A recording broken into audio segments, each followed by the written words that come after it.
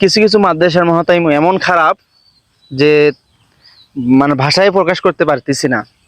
আসসালামু আলাইকুম রহমতুল্লাহি ওয়া বারাকাতুহু। প্রিয় দেশবাসী, বর্তমান সময়ে ভাইরাল একটা ইস্যু যে কিছু হুজুরের জন্য বাংলাদেশের ভিতরে মানে পুরা বাংলাদেশের হুজুরের দুর্নাম হচ্ছে। কি জন্য আসেন আপনাদেরকে বলি।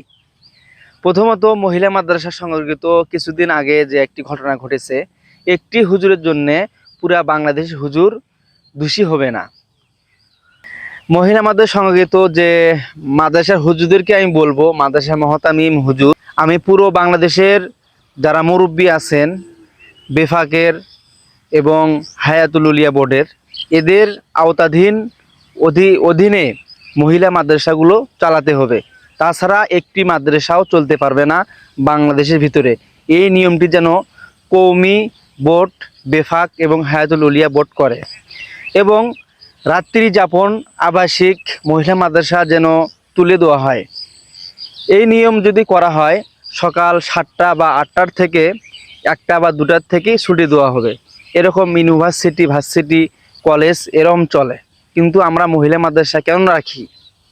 কিছু কিছু হুজুরের জন্য পুরো বাংলাদেশের হুজুর আজকে কলঙ্কিত। সবাই হুজুরদেরকে ভালো চোখে দেখবেন, যাদের দোষ তাদেরকেই শুধু দোষী বানাতে হবে বা দোষ দিতে হবে। সবাই ভালো থাকবেন। আসসালামু আলাইকুম।